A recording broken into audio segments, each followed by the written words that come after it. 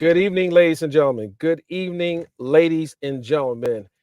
Hello to those there on YouTube as well as those I'm watching here on Instagram live. We are live on Instagram, Facebook, Twitter. Ladies and gentlemen, today was a pivotal day for the defense in the case of Robert Sylvester Kelly, Derrel McDavid, and Milton Brown. Testimony today was incredible for the defense, and I'm going to tell you guys why. And I want you to do your research after I get offline and ask yourself the question. I haven't looked at anyone else's reporting. You know why? Because I'm focusing on my reporting. And I would just say that if people are not being, let's just say, candid about today's testimony, I'm going to tell you from my mouth to your ears, it was a poor day for the prosecution. The witness that came on this, let me tell you how the morning went. Let me tell you how the morning went. And I was like, wait a minute, what the heck is going on? At the start of the morning, the prosecution, led by attorney AUSA Julian, before the jury's brought in, he says, Your Honor, we have a slight problem. I'm like, okay. Our witness, who was supposed to be on cross-examination this morning, Lisa Van Allen, contacted us last night and said she's not coming to court. She's not coming to court. As a result, we had to send the marshals to go pick her up. They had to send the agent to go get her. Now, he said something to the effect that, Your Honor, we just learned of this, and as a result, we had to go send the marshals to go pick her up. I'm like, well, she was very accessible during the direct examination. But at the cross-examination, she went ghost. Well, at least that's what the impression was, that she was going to go ghost. And for those who understand, basically means she ain't showing up.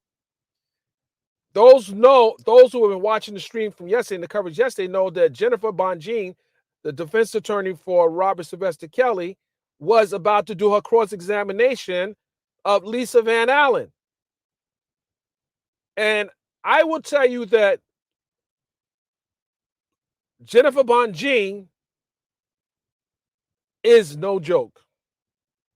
The prosecutor, Julian, is no joke either. Her cross-examination, as well as attorney Bo Brindley and his co-counsel Klossman, he didn't turn up yet, so to speak. Well, let me just tell you, when I heard that, this is before the jury comes in. This is out of the eyes of the jurors. And when I heard that the star witness, this is the star witness. You had the Jane, but do you have Lisa Van Allen, who was supposed to connect the dots for the government? There was so much testimony that came out yesterday that she would have to respond to the testimony under cross. So I said, this is about the, yesterday I was like, I got to see what the cross is going to be. The last thing I thought would even imagine is that the prosecution would walk into court and say that the witness contacted and said she's not showing up. So they sent the marshals to go get her. And they brought her to court. And she got on the stand. And then when the cross started, attorney Jennifer Bonjean said, we learned this morning that you weren't going to come to court. We learned this morning, that she said, now this is being said in front of the jurors. So, they probably like, what the heck? I mean, she said so much yesterday, and she was on the cross with Attorney Brentley yesterday, that why would she not come to court? And her reasoning was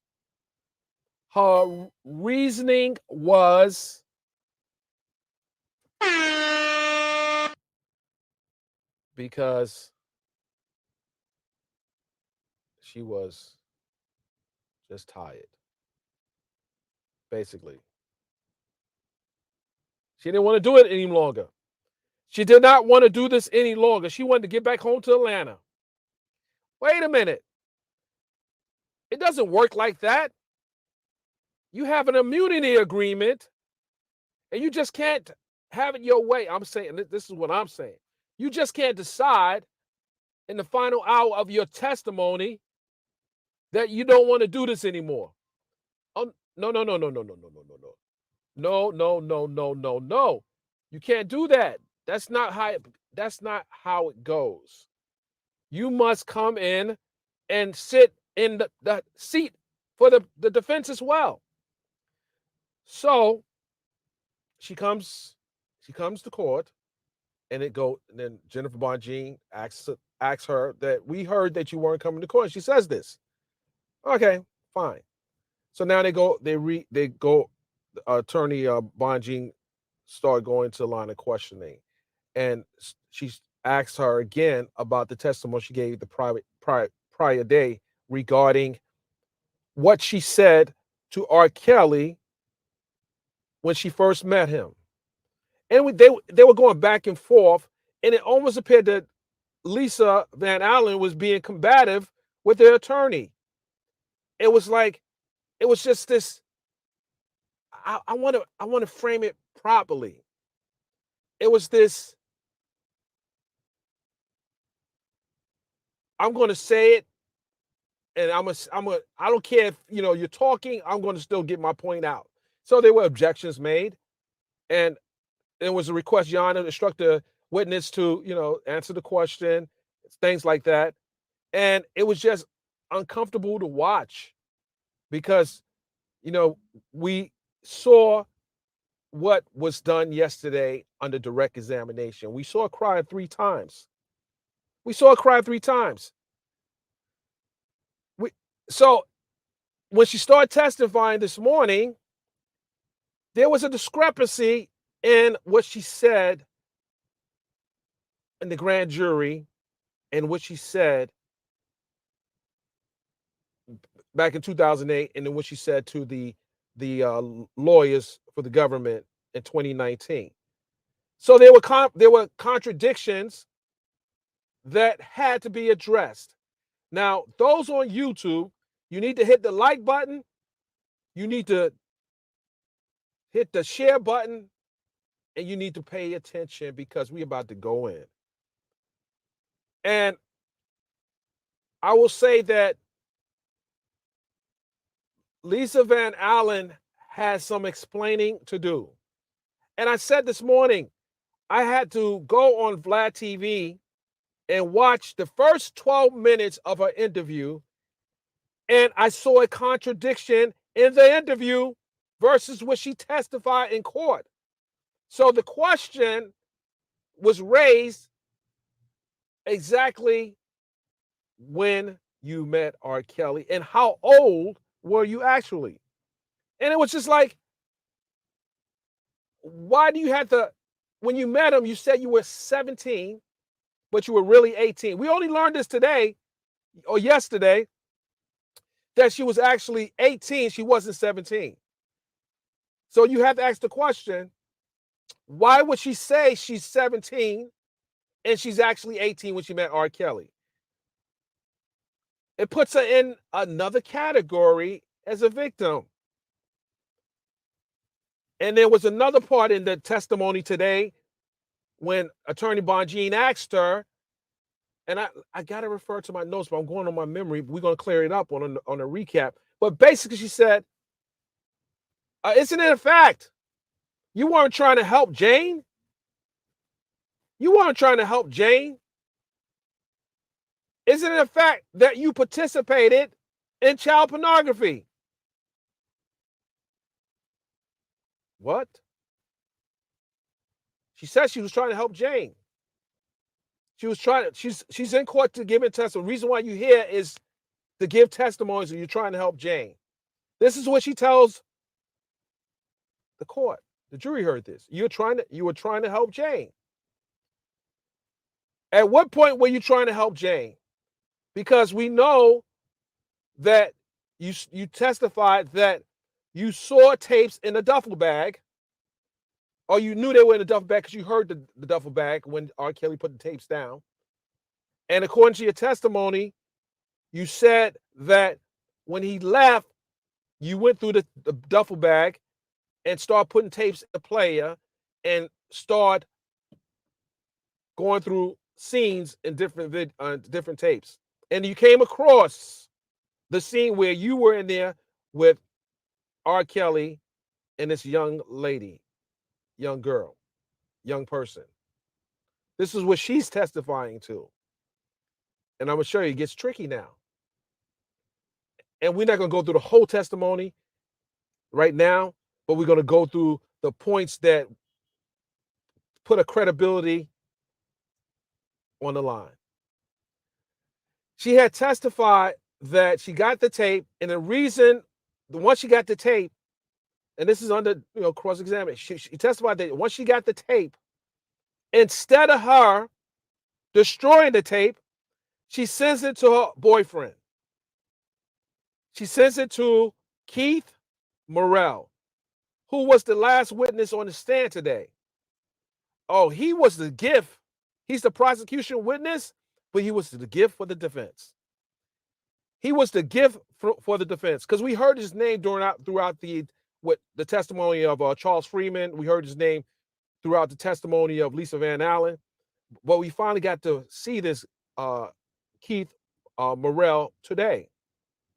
And this was like the glue to put things together, based on what she said, because she said that he pretty much would, basically she testified that he would support the story she was telling. It didn't happen. It did not happen.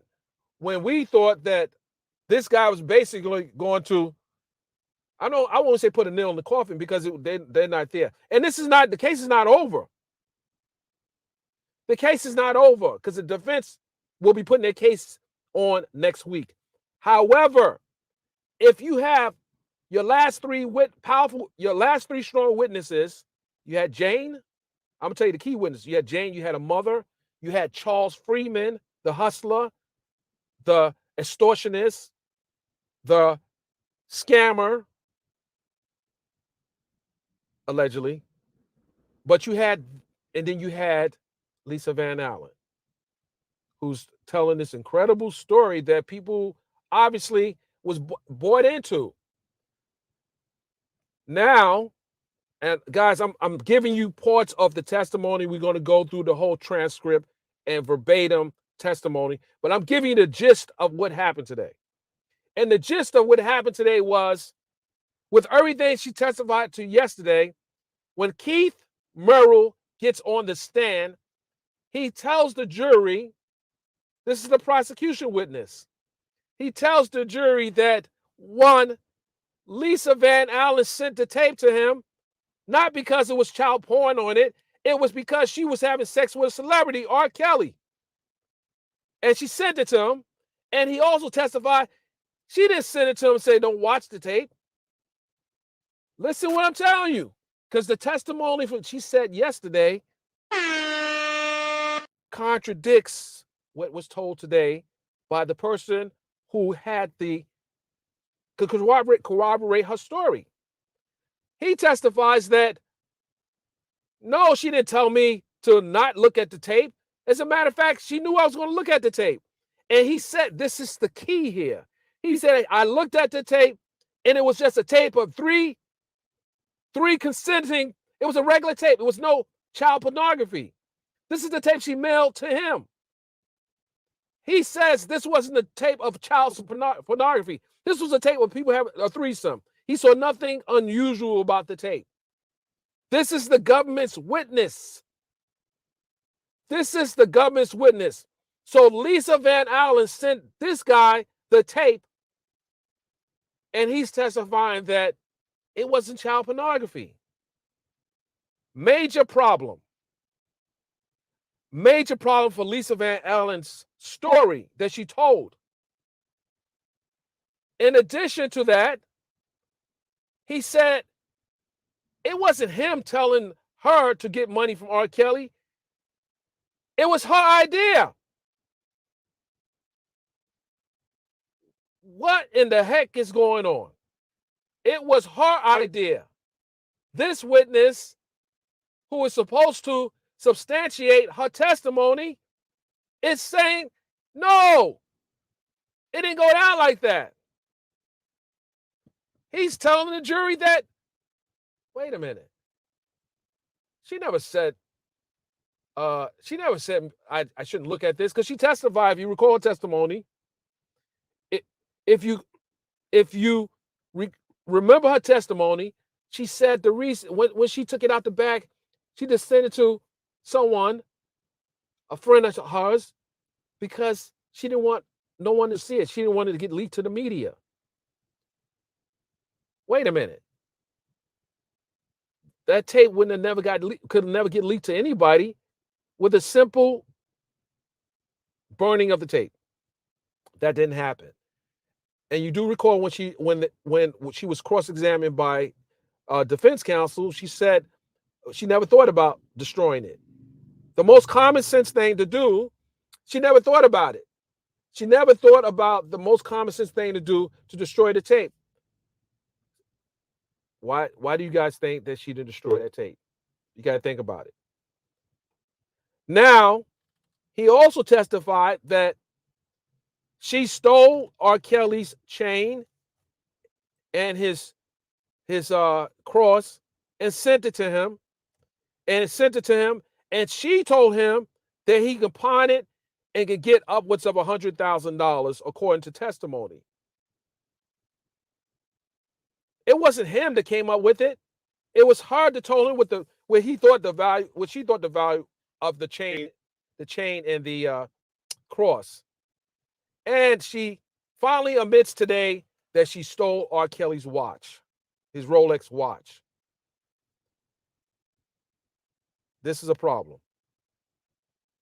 The government's witness, it just shot down 99.9% of everything she said. This is the government's witness. This is the witness that can put her story, put some validity to a story. He did the opposite. Unbelievable.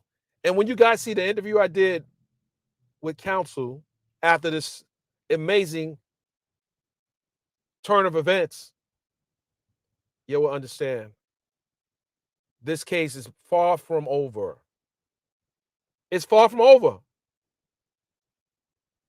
It is far from over. And I never thought, I said, this guy's about to bury, at least at minimal, McDavid. Because it gets better. Hold on, guys. Hold on. Do you remember I tweeted yesterday that there was a point in time that she said that Derrel McDavid, essentially told her that because she got him in this situation, got R. Kelly in this situation, you lucky we didn't murk you. And those who know the term murk means murder. This is the thing she told. The reason why she ran, she came down, she was crying and everything. She said because she's testifying that she was crying because he said this. Well, guess what? The witness for the government has testified today that no, it wasn't because of that. She came downstairs and was crying. It was because they didn't give her any money. They did not give her the money when she wanted the money, and she came downstairs crying. So it was never about someone saying, she never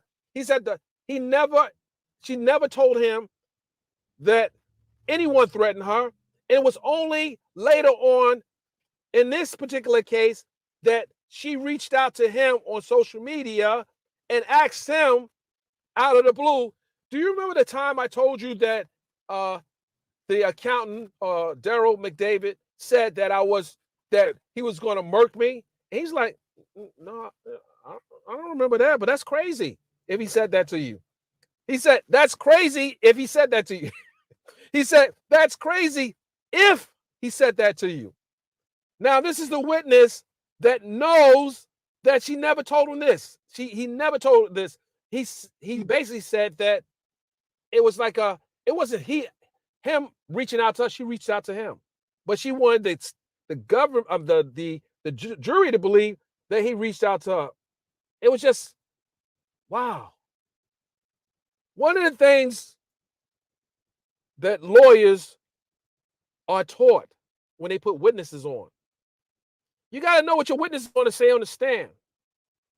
That's like one-on-one. When you prep your witnesses, you have to know what they're going to say in testimony. You can't put a witness on that will take your case like this. And it gets better. It gets better.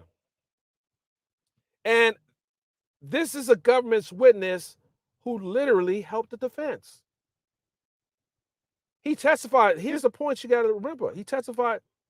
The tape, this tape that everybody's been talking about, this performance tape, this tape that it's like the centerpiece of this case. The witness that could put this all together because he saw it. It was, he actually looked at the tape. He said it was no child porn. He said this was a regular threesome. So what the heck is she talking about? What is Lisa Allen talking about? Your boyfriend, who you were stealing money. Also, she was stealing money from R. Kelly. He testified that she sent him the money. She was stealing from R. Kelly cash and sending it to him for him to hold it for her. And he testified today, yes, I got the money from her and I held it and I gave it back to her when she asked for it. This is the government's witness that is supposed to convict these guys. Incredible. And then if you follow all the things she's done, and I'm going to say this, I'm going to put this out there. Guys, I think you guys hear static. I don't know why, because I'm hearing static. Hold on, guys. Let me know if it becomes, oh, you know something? Hold on. Okay, we're back. I'll tell you real quickly.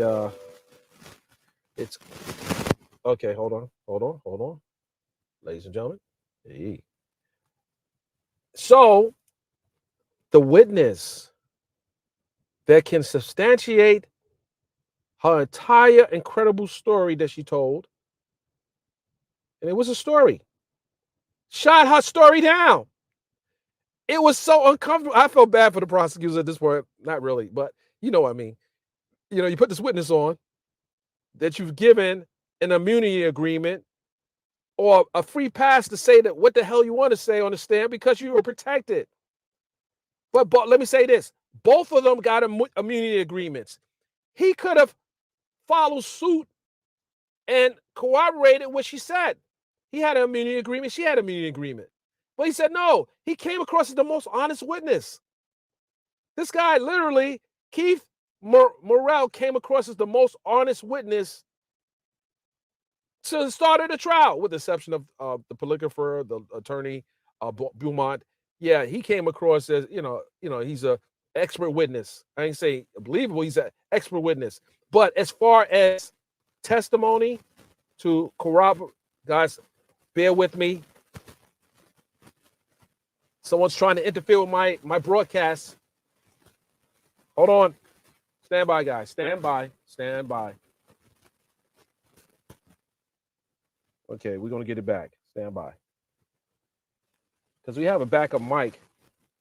We might have to change the mic real quick, guys. We're going to change the mic. Stand by. I know what you're doing, guys. I know what you're doing. But we're going to fix it. Stand by, please. We don't want this to happen because we got to hold on. Stand by.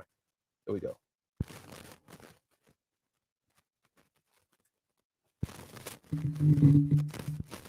Stand by, guys. We're going to bring the big boy out. We're going to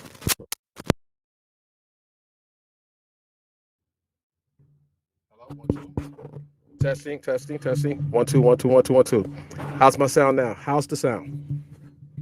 How's the sound? Okay, so guys, I think you can hear me. So he testified that he did in fact receive a total of $100,000 from Derrel McDavid as per the agreement to return the stolen property. He testified to this.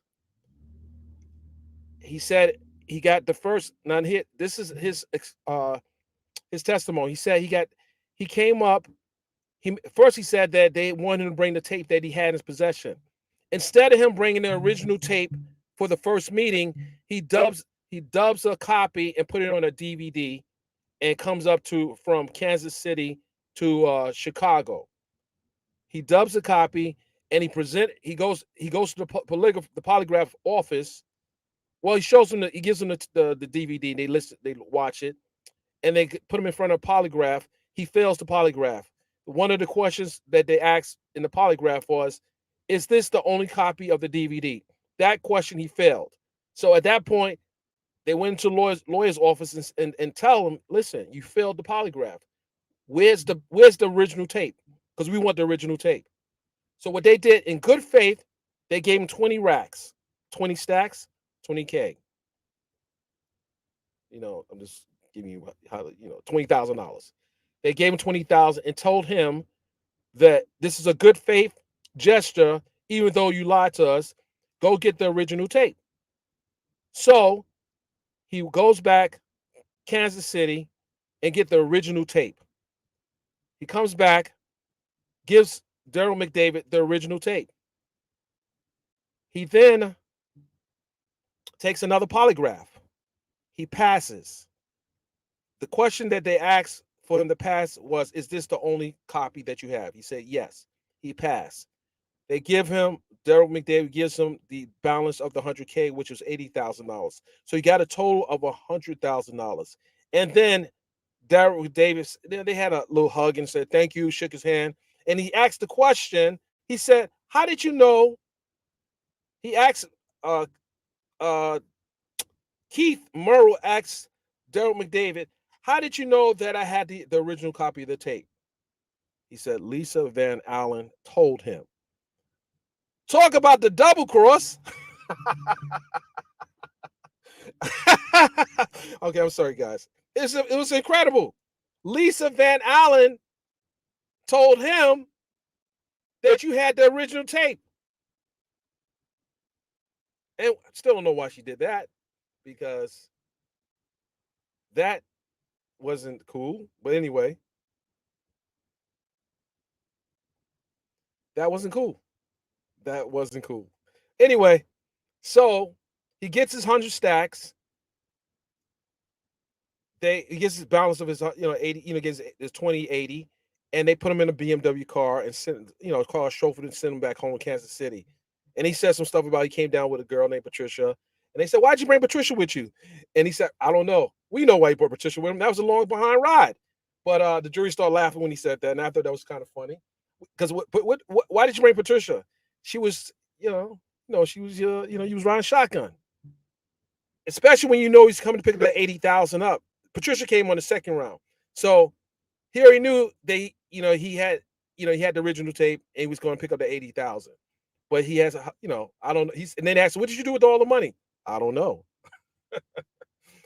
Well, he probably blew the money. Clearly, that money was, is spent. But in any event, Lisa Van Allen wasn't being truthful. Wasn't being truthful. And this whole idea that someone threatened you and used the term "merc" and you were crying, you came downstairs to get to, get with the R. Kelly's assistant because now you're upset and everything. The whole idea of someone threatened to kill you was shot down. Was shot down.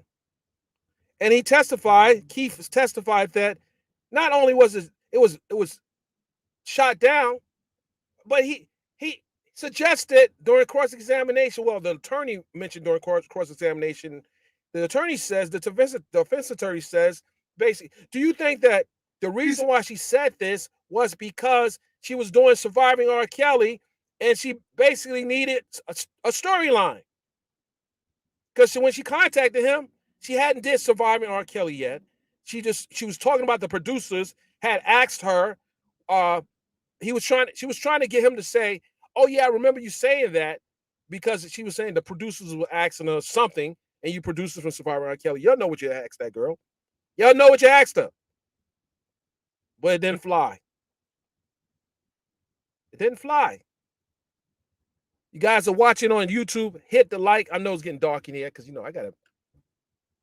I can't stay too long because I gotta get on the move. Hold on a second, guys. This is real time. This is real time. And I will say that the prosecution has a problem. It's what it is. And if the journalists that have been reporting on this, even today, don't think the prosecution have a problem, I don't know what you guys were looking at, because I was right there, laser focused on the testimony. And I will tell you something. As bad as Keith, I won't say bad, because he did exactly what he was asked to do. He was yes, no. When you listen to the testimony of Charles Freeman, Lisa Van Allen, even Susan's mother, you get this impression that they're not being candid about their stories. Especially Lisa, well, I won't say especially Lisa, because Charles was just as bad. And I would just say that this Keith kind of brought it home, but it's not over yet. It's not over yet. This trial is by far not over yet, but the basis, because the prosecution is almost finished with their case. They may have a few more witnesses come on, but these are the key witnesses. Because now I'm not gonna, I got to be careful because I know the trial is still going on, but I would just say that this is not good for the prosecution. And I will have to ask the next question. Lisa Van Allen dated R. Kelly for 9 years. Is something, and obviously money is, it appears money is the motivator for a lot of what's happening. Right, the big guy. Well, the big guy was the security that was in the lawyer's office who gave people a search pat down, make sure nobody had guns in there. Right. Keith said the big guy, if Keith didn't come back with that tape on the second time around, McDavid told him, according to Keith's testimony, the big guy in the room was coming to find him. I mean, it's plausible because you're wasting people's time. We gave you $20,000, but you were supposed to bring the original tape of whoever was on it. We don't know who was on it. We don't know if R. Kelly's wife was on it. We don't know who was on the tape. But we do know the big guy was on high alert if he didn't come back the second time around. And Keith is not a little guy, so the big guy was really a big guy, And there was other testimony that was in the morning. They played 2 of R. Kelly's music videos where Lisa Van Allen was in the videos, and they wanted to show that Lisa Van Allen testified previously that she was just tired. She left R. Kelly. She was tired because she wasn't really, her life wasn't moving the way she wanted to move. So she just, basically decided to end the situation.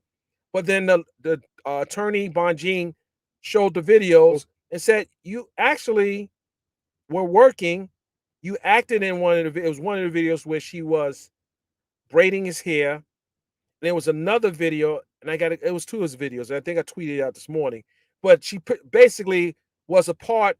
She was a extra in one video and a feature in another video. Well, I don't know if she was a feature. She was seen in the video. They played the part, and I haven't even looked at the video yet because I wasn't looking at videos in the court because I was in the media room, listen to her testimony. But I'll look at the videos later.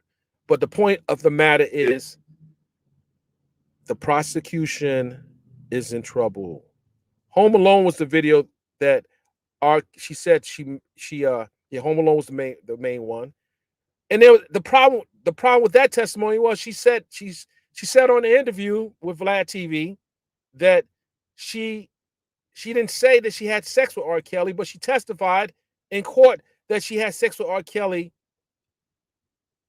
when she was when she was in the trailer on the set of Home Alone.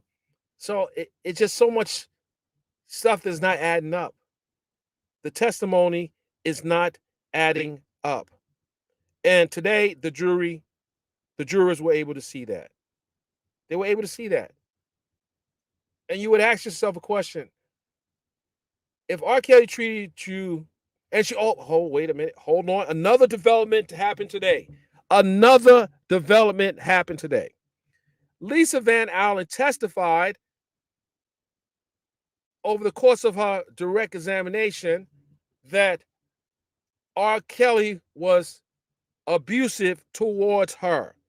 Listen, she said, I wish, that's the other video, right?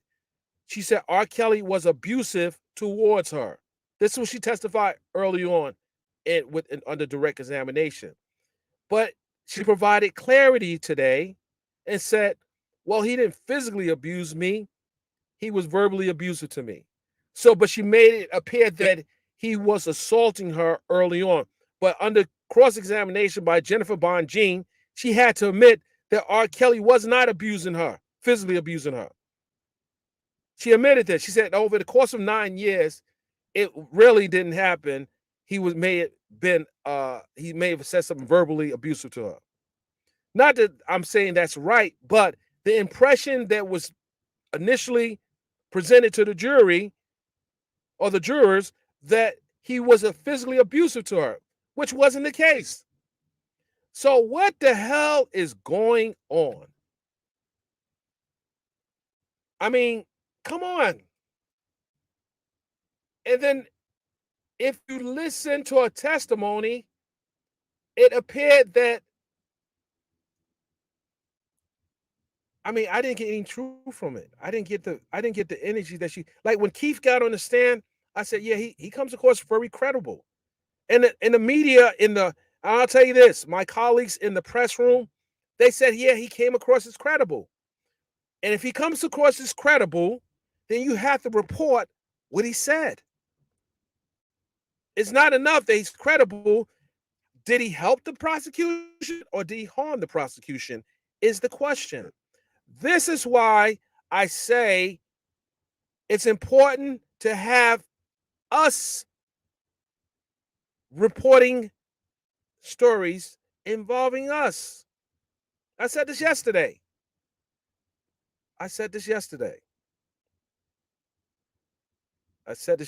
Why am I the only Black journalist covering this trial? Think about that for a second. Why am I the only Black journalist covering this trial when this trial involves 3 Black men on trial? 3 Black men on trial, and I'm only journalist reporting on the 3 Black men on trial. Come on. We got to do better, Black people. Black media, not just Black people, but Black media. We got to do much better. Because if you were in court, you would see this major reveal.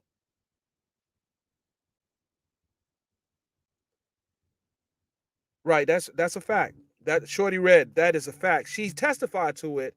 She's been through a lot.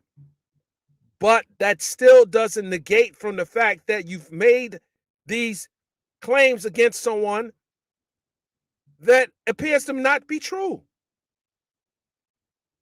That doesn't negate from the fact that you did not come in with clean hands. You didn't come in with clean hands. You did not come in with clean hands. And it's unfortunate that your own homie didn't support you. The guy that you sent, and you're mailing his jury to someone else, and she even tried to sugarcoat. And this is what the jury's looking at. You're trying to sugarcoat a theft, several thefts. You're trying to make it seem like, oh, it's a theft, but it wasn't really that bad. Well, it was over $100,000. So you just go ahead and take someone's property and think it's cool, and you sugarcoat it, and you think the jury's buying the fact that you've taken this man's property and you purported to tell the jury that what you stole, well, because he left it there. Okay, so I leave my watch on the table. Does that give you the right to take it? No, it does not. And it's disingenuous for the prosecution to go so hard against these defendants when you have a clearly lying witness. It doesn't make any sense. But you know what? You know, some things I want to say, but I can't say it yet because the trial's still going on. And my colleagues that are in the covering this, and it's not about white and black, but it's about black media doing, covering black news. So when someone comes out and says, "Well, Mr. Byron, Mr. Byron, it didn't really happen like that," how would you know if you weren't there? How would you know if you weren't there to refute the reporting?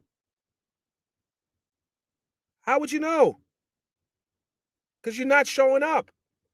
But trust me, when I dropped the video the interview I did, there's no lawyer gonna do an interview like that if what I'm telling you is not true. And when I tell you, all they need is that music in the background, and they were walking out like, okay. What else you got? What else do you have? And shout out to the federal judge that's presiding over this case. This judge is doing a damn good job. He's doing what he's supposed to do in moving this case along, but cutting out the BS. This judge is a seasoned judge. He's 80 plus years on the bench, but he ain't with the BS. If it's not lining up, keep it moving. No, let it talk. And sometimes you allow people to talk because they talk long enough, they will say things that will incriminate them. We don't have to go back and forth. We don't have to, no, Your Honor, you made a ruling. No, just let it talk. Okay. What harm is it going to do? What harm is it going to do? Because there's nothing that jury hears that they cannot use their common sense to say what is good, what is true, what is not. You can't play with the jury like that because they know, and the fact that in the morning you have your client talking about she wasn't coming in. That didn't sound right. I'm like, what the heck? She's about to get on cross-examination with Jennifer Bongine. What are you talking about? She ain't coming. She wasn't about to come in. Oh, give me a break. Come on. All right, guys, listen. Hit the on YouTube. Make sure I don't know what the numbers are because I'm on StreamYard, but make sure you are liking, and put the cash app is at Hip Hop Inquirer. And I say that to say that I am out. I got so much to report on this case, but I'm gonna fall back because there's a lot. And I have another trial in Atlanta to cover Monday. So I'm toggling back and forth. And this is real talk. I'm covering 2 trials in 2 different jurisdictions. I'm almost 60 years old running circles around these young boys. What are y'all talking about? If y'all can't hit the damn cash app, what are we doing this for? Like, come on, guys. I'm back in Atlanta covering another trial. Come on, guys. But I love what I do, guys. I love what I do. And, you got to understand this is a lot of work. It really is. It's a lot of work. I'm older than the old man. Shorty Red, shut up, man. Guys, you can't see. I got Shorty Red on the other. You guys who's on YouTube. I got Shorty Red over here, super producer. He's out here. He's he's uh he's gonna make a beat for me for my show. He don't know it, but I'm just putting it out there right now. Guys, I'm not gonna tell you the case until the day of, and there's a reason for it why I'm not telling the case until the day of. It's because if I tell you the case right now, people gonna get a jump start on my case. Wait, they won't get a jump start on my case. I got this. I got this. I got this. Now I'm not saying. Now I'm not gonna put that out there. Just I'm talking about what the reporting is today. What it is today. What happened today is, hold on, guys. I'm going over here on this section here. I'm going to YouTube now. I'm looking at some of the comments coming through YouTube because I've been looking at the comments coming on IG. But let me go ahead and read some of this. All right, let me see here, guys. I apologize. I haven't been seeing your comments because I'm on stream and I want to talk to you, both of you. Hold on. I got to get you over here too. Come here, Instagram. Get your little Instagram. Come on, right here. Okay, guys. I'm reading some of the comments on YouTube. Okay, so if you're not following the text message to from Lisa to Keith, it didn't help her at all. I'll just say that. It didn't help her at all. The text messages from Lisa Van Allen to Keith only supports Keith's testimony in that he never knew that there was any threats made to her from Derrel McDavid. So she was basically trying, according to the testimony, Lois, the testimony today, she was trying to get him to say, she said it, she had mentioned this when it happened. He said he never heard anything of that, of anything. He never heard anything about any threats. Only time he heard the reference to threats is when she asked him, did he hear it? He said, well, oh, that's awful, but that's awful. I mean, wow, that's, no. But he never heard it. He never heard it. And then let's talk about his friend Charles Freeman. Under cross-examination by by Brindley, he admitted that his friend Charles Freeman is a hustler. The muscle. He's the muscle. It wasn't Jack Palladino didn't reach out to this guy. He reached out to them. And like I said, why would a seasoned veteran private detective reach out to the hustler, the muscle, when he has his own damn muscle? Why I need your? He got his own muscle. His muscle got badges. Why would he reach out to you, the hustler, the extortionist, when he got his own people? He didn't need you to go retrieve a tape. What happened was your homie Keith gave you the tape, and you guys figured it was a money come up. Lisa Van Allen sent the tape to Keith. Keith called his homie Chuck, Showtime, and said, yo, get this tape. I'm paraphrasing. Well, I'm actually paraphrasing for the most part. I got this tape. My girl sent this tape to me, and R. Kelly's on it. This is a sex tape. We can make some money from this sex tape. How do you want? Let me say this. If he's seeing the tape and he doesn't see anything wrong with the tape, that is a problem. And maybe R. Kelly, I'll just say this, maybe R. Kelly didn't want any tape of him out there where he's having sex with others. He's an R&B superstar. Why does he want to have a sex tape out there? Just think about that. You think a R&B superstar want to have a sex tape out there of him just floating around there? He's not the Kardashians. He's a recording artist. Not to say his lifestyle, the way he rolled, everyone. I'm not. Listen, I don't want to touch that. I don't want to touch that. Because y'all will turn that around and say, hey, he's supporting child porn. No, I'm not. I'm supporting the evidence. And if Keith came out and said, oh, yeah, I saw that tape, it was child porn. That's a problem for R. Kelly. That is a problem for R. Kelly. But you got to figure, if Michael Jackson, one of the biggest celebrities of all time, had a sex tape out there, you think he wanted sex tape out there when he is? No, come on. I'm just using him as an example, but you get it. You get it. We don't know who actually was on the tape.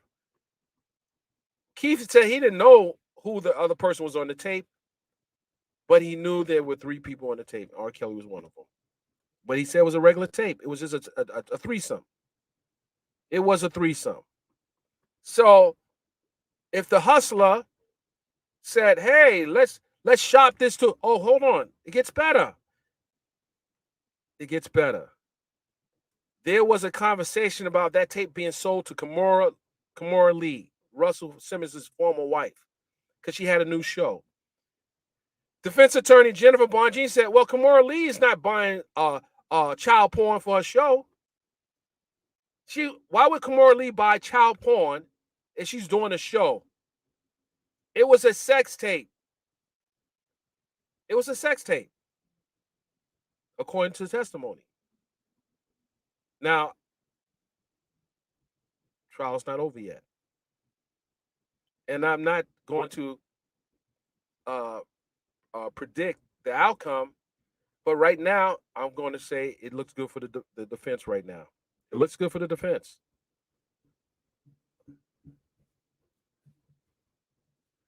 Okay, guys, on Instagram, you guys on Instagram, I'm on YouTube. Go to Hip Hop Inquirer on YouTube because I'm about to end the stream because it's about to cut off.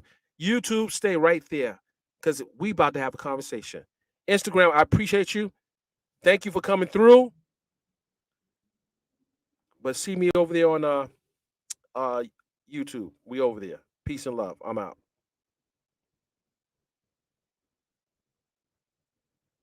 Hey guys. Hey guys. Welcome to my channel. I just hijacked it for somebody. Just having a little fun. That's all. Okay, what are we talking about here? Oh, there was a we're not going to talk about it, but her name did come up in the Drea Kelly did come up in testimony. We're not going to talk about it right now. Actually, we're going to talk about it. As a matter of fact, we're going to talk about it. Defense attorney Bonjean said it could have been a tape with his wife, Drea Kelly, on it, and he didn't want the tape to get out there. It could have been simply that type of tape. She said that to Keith Merrill. Could have been.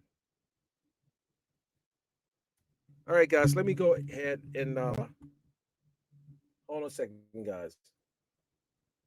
I want you guys to hit the like. Let me type this in here. Stand by. I think one of my batteries went out on my mic, so that's why I had to switch up real quick. Okay, let me type this in here. I'm gonna type something here, guys.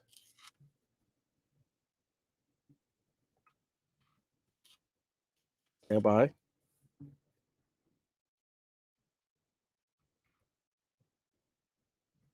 I'm gonna put this out there real quick. Okay, I'm gonna try to pin it if all possible. Okay, let's see here. Did I do it? Okay, let me see. Okay, here we go. What the heck? Hold on, guys. I can put myself in the timeout. What are they talking about here? Hold on. Hold on. Hold on.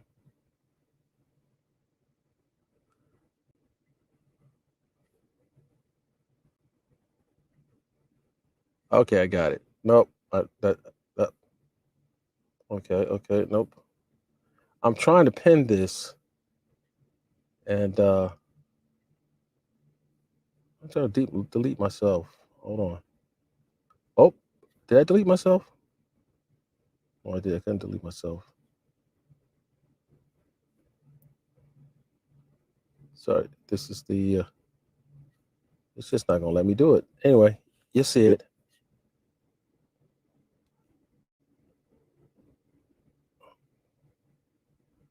Right. Well, think about the makeup of the courtroom. You have the lead prosecutor for the government is a black man. His co-counsel is a black woman, and the optics in that was strategically done. They teach you that you got to have a connection to the jury. You got to have a connection to the jurors, and that's something that lawyers know also well. You have to be able to connect with the jurors. You have jury experts that come in and say, "Listen, based on the people that we are picking for during the videa, these people will connect more with either the defendant. I mean, to connect with the defendant or make a connection with uh, the prosecution for a number of reasons." So I get that you pick the black prosecutor who's a good prosecutor and is lawyering, and you pick the good black folks to litigate the case for the government. I get that. I get that. They got to connect with the 6 black people at minimum on that jury. They have to make a connection. They're young, vibrant. You know, the guy looks like he just got out of GQ magazine. I'm pause. But the guy, the prosecutor, looks like he just got out of GQ magazine. If anyone's in the court, he comes in. I like, homie, they're the youngest one in charge. He comes in court dressed to the nine, but he has the counter. You got Jennifer Bonjean coming in with the red bottoms, with the Givenchy. Givenchy. I don't know Givenchy. She comes with a big. Wait till you see my interview, guys. I'm dropping it over the weekend. I'm not going to drop it today. It will be dropped before court Monday.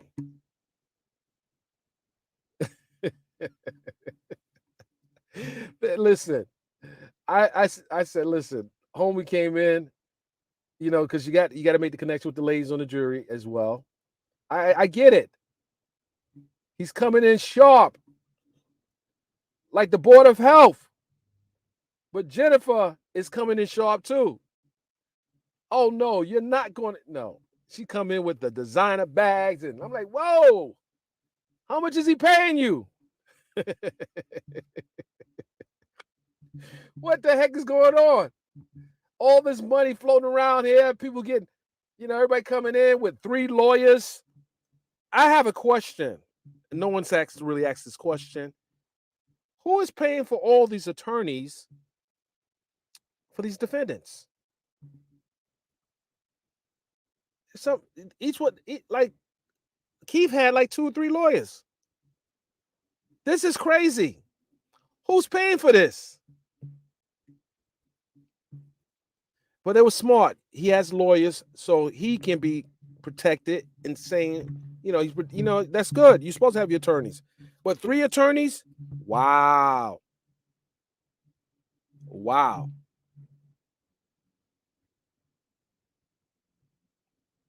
Wow. And I would say that the prosecution should have had an idea that this guy's testimony would be like this. I'm like, oh no, they got to recover.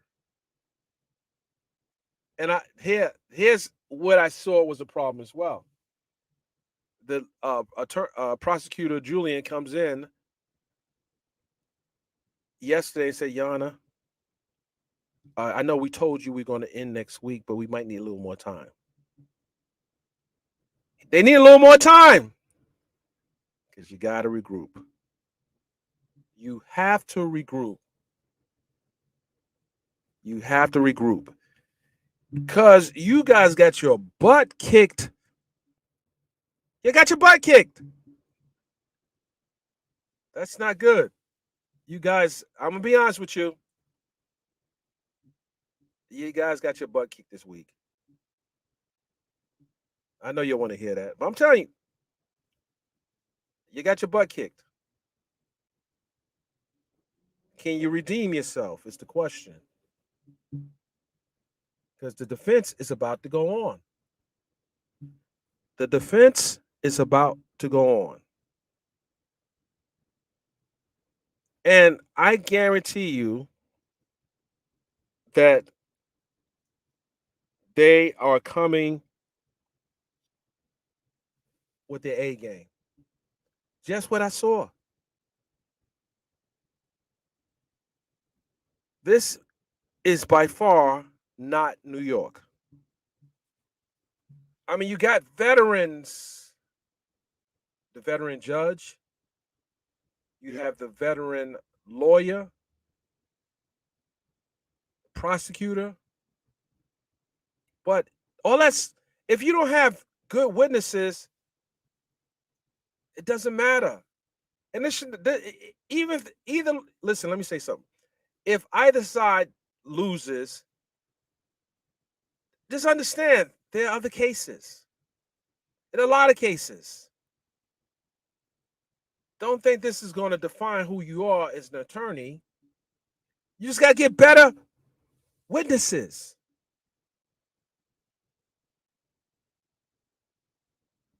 You got to get better witnesses. Listen, I'm going to say this to those black bloggers. If you're going to report the story, at least report it honestly and fairly. And I'm going to give you something. I'm going to give you something to work with. Let me say something. You know, I know Jim Derrel is coming in. He's going to talk about the tape and everything. But Jim Derrel is not a key witness. He's not. And you know what? I'm not even mad at Jim Derrel. You know why? Because he's not a major player, but he had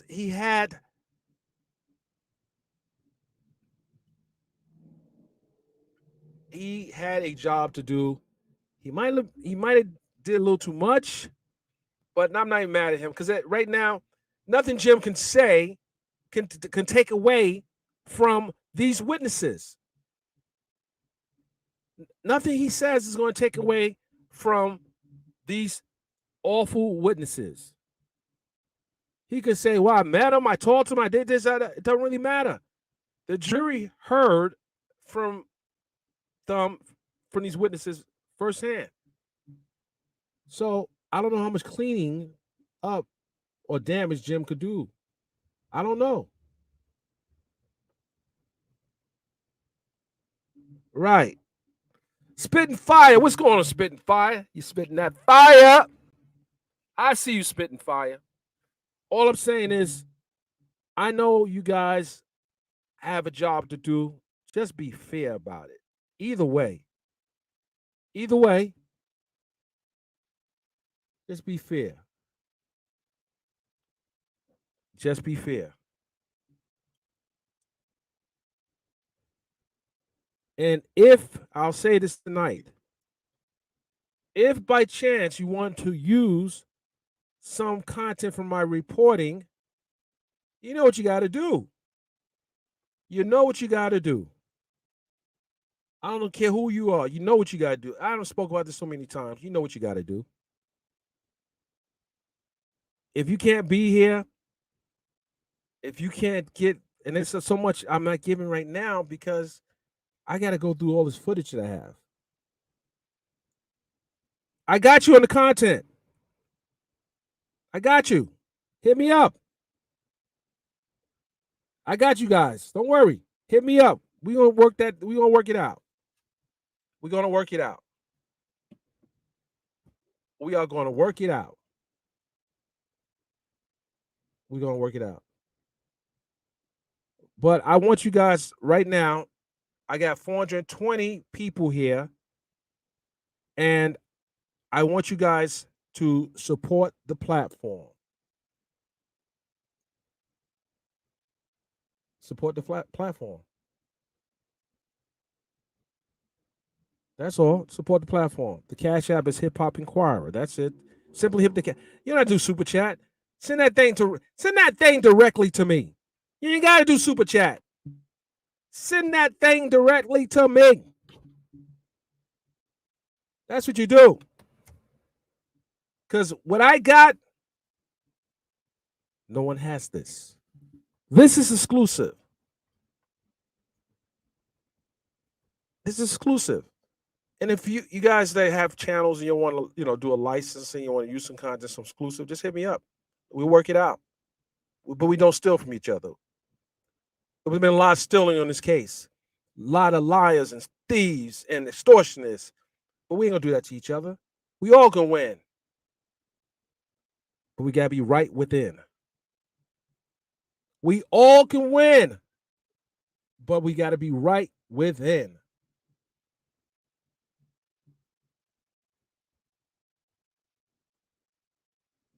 You know what I'm saying? This is exclusive coverage. And trust me, guys, I promise you, when I go live again, I won't be in the car. But someone got to pay the light bills. Someone got to pay the light bills. And the gas, the food, and the accommodation, all that. Someone got to do it. So help me help you. Help me help you. Come on, guys. Y'all know what it is. I didn't even get a chance, quite honestly. I've been out here working. I really have time to, you know, take in some of the sights. I don't know a lot about Chi-Town. I've come out here a few times, but I really haven't had time to enjoy myself. And I like to go to, check out different architecture that is in the city. This is a beautiful Chicago's, and it has this history of gangs and mafia and all that stuff. But the architect here is incredible. It is. But anyway, guys, like, share. I mean, I don't know what share. That's another platform. Anyway, you get my point. Support the platform. I promise you guys, it ain't over. If I wait a minute, I could show you a little bit, but you guys will probably screenshot and try to grab it. But I'm gonna wait. Or maybe I can play something. Like, hold on, guys. Just I got this here. Hold on. I ain't gonna put it up there, but hold on a second. Hold on. Hold on, guys. Hold on. You should be able to hear this. I'm gonna play something, guys. Tell me if you can hear this. I got the receipts. I got the Don receipts. Hold on. Put that down there. Boom. Bam. Hold on. Okay, let me play something here. Tell me you guys can hear this. Hold on. Let me hear that.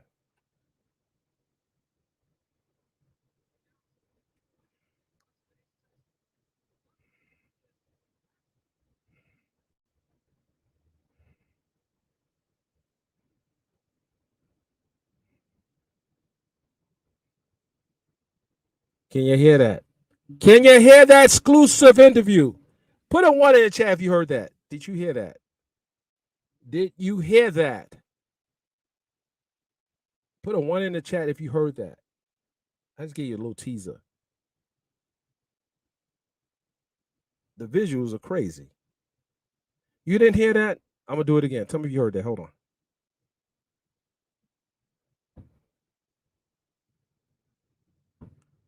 Okay, hold on. Did you hear that? Okay, hold on. Hold on, guys. Hold on. Hold on. Hold on. Hold on.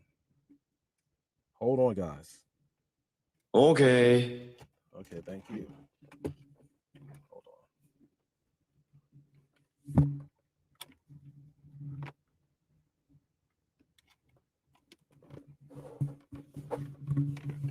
We're gonna try it again, guys.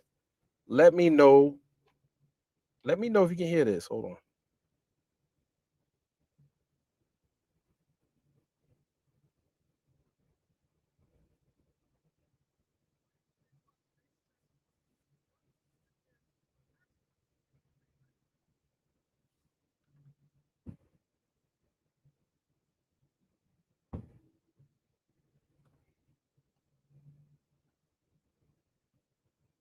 Tell me you can't hear that now. You can't hear that? Let me know if you can hear that. Let me know if you heard that. Oh, you know something? Let's try it again.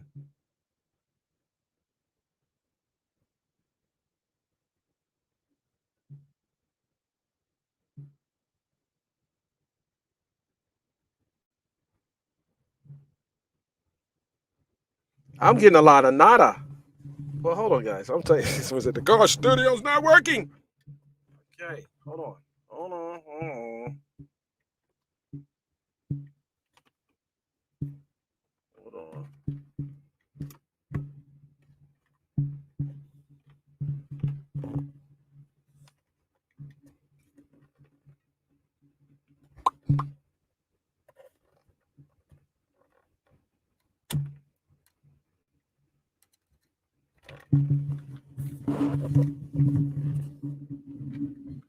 Hold on. Hold on.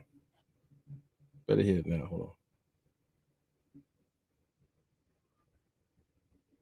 Hold on.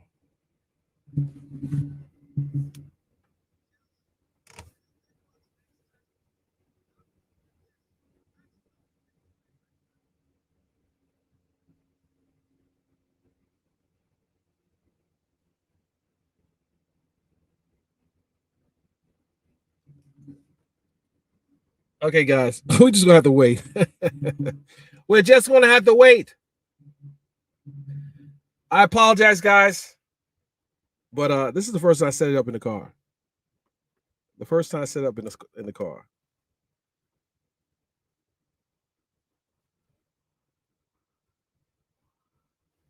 Let's go for martinis.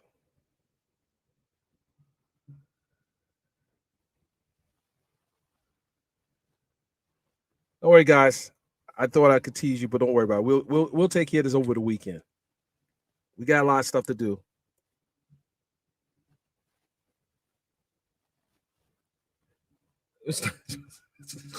Yo, my stomach's not growling.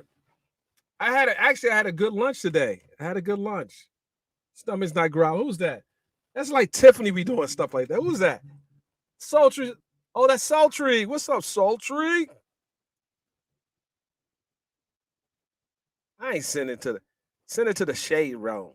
Nah, the shade room can pick it up once I drop it. How about that? How about that? I know I tease you guys, but don't worry. I'm gonna get you right. I'm gonna get you right. I actually got to write. I got to write a story, so we're gonna include it in the story that I write. Oh, the pen game good too. Now, don't play with me. Don't play with me, please. Don't play with me.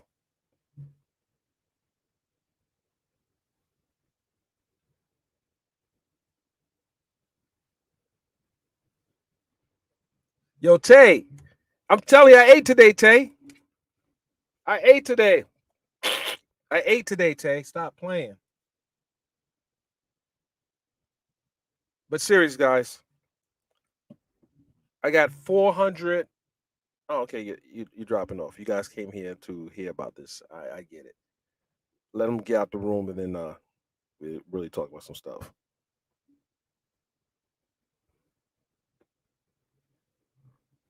Oh yeah, I'm out.